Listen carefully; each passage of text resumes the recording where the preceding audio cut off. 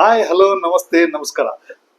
ಒಂದು ವಿಶೇಷ ಪರಿಸರದಲ್ಲಿ ಅಬ್ಸರ್ವ್ ಮಾಡ್ಬೇಕಾಗುತ್ತೆ. ಏನದಪ್ಪ ಅಂದ್ರೆ ಭತ್ತ ತುಂಬಾ ಚೆನ್ನಾಗಿ ಬೆಳೆದಿರ್ತದೆ, ಒಳ್ಳೆ ಬಂಗಾರದಂಗೆ ಕಾಣಿಸ್ತಾ ಇರುತ್ತೆ. ಅದ್ರ ಪಕ್ಕದಲ್ಲಿ ಇರುವಂತ ಕೆರೆ ಮಾತ್ರ ಒಣಗಿ ಹೋಗ್ಬಿಡುತ್ತೆ. ಕಾರಣ ಏನಂದ್ರು, ಕೆರೆಯಲ್ಲಿರುವಂತ ನೀರೆಲ್ಲ ಭತ್ತದ ಗದ್ದೆಗೆ ಬಂದು ಭತ್ತ ಫಲವತ್ತಾಗಿ ಬೆಳೆಯುತ್ತೆ, ಒಳ್ಳೆ ಅನ್ನ ಕೊಡುತ್ತೆ, ರೈತರಿಗೆ ದುಡ್ಡು ಸಂಪಾದಿಸಿ ಕೊಡುತ್ತೆ. ನಮಗೆಲ್ಲ ಊಟ ಮಾಡಲು ಅಕ್ಕಿ ಅನ್ನೋದ್ ಜೊತೆಗೆ ಎಲ್ಲ ದಾಸೋಹ ಮಾಡ್ಲಿಕ್ಕೆ ಎಲ್ಲ ವ್ಯವಸ್ಥೆನೂ ಆಗುತ್ತೆ. ಆದರೆ ನಾವು ಗಮನಿಸಬೇಕಾಗಿದ್ದು ಕೆರೆಯಲ್ಲಿ ಏನಾಗಿರುತ್ತೆ, ನೀರೇ ಇಲ್ಲ, ಬತ್ತಿ ಹೋಗ್ಬಿಡುತ್ತೆ.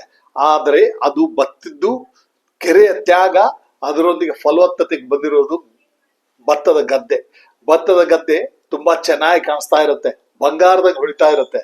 ಅದಕ್ಕೆ ಎಲ್ಲರೂ ಮುಗಿ ಬೀಳ್ತೀವಿ ನಾವು. ಆದ್ರೆ ಕೆರೆ ಕಡೆ ಒಳ್ಳೆ ನೋಡಲ್ಲ. ಆದ್ರೆ ಕೆರೆಯ ತ್ಯಾಗನ ಯಾವತ್ತೂ ಮರಿಬಾರ್ದು. ಯಾಕಂದ್ರೆ ಮತ್ತೆ ಮುಂದಿನ ವರ್ಷ ಕೆರೆ ನೀರು ತುಂಬುತ್ತೆ. ಸೊ ಈ ಒಂದು ಎಜುಕೇಶನ್ ಅನ್ನೋದು ಬಹಳಷ್ಟು ಮುಖ್ಯವಾಗಿರ್ತದೆ. ನೇಚರ್ದಲ್ಲಿ ನೈಸರ್ಗಿಕವಾಗಿ ನಾವು ಕಲೀಲಿಕ್ಕೆ ಬಹಳಷ್ಟು ವಿಷಯಗಳು ಇರ್ತಾವೆ. ಇದು ಎಲ್ಲ ಕ್ಷೇತ್ರಗಳಿಗೂ ಅಪ್ಲೈ ಆಗುತ್ತೆ. ಒಬ್ಬ ವ್ಯಕ್ತಿ ತನ್ನ ಬಂದಿರುವ ಟೀಮ್ ಮೇಟ್ಸ್ಗೆ ಬೆಳೆಸಿ ಅವರಿಗೆ ತಾನು ಮಾಡಿದ ಎಲ್ಲವನ್ನು ನಾಲೆಜ್ ಜ್ಞಾನಾರ್ಜನೆಯನ್ನು ತ್ಯಾಗವನ್ನು ಪಾಸ್ ಮಾಡಿದಾದ್ಮೇಲೆ ಬೆಳೆಯುವಂತ ವ್ಯಕ್ತಿಗಳು ಆ ಕೆರೆ ತರ ಯಾವತ್ತೂ ಮರಿಬಾರ್ದು. ಸೊ ಧನ್ಯವಾದಗಳು.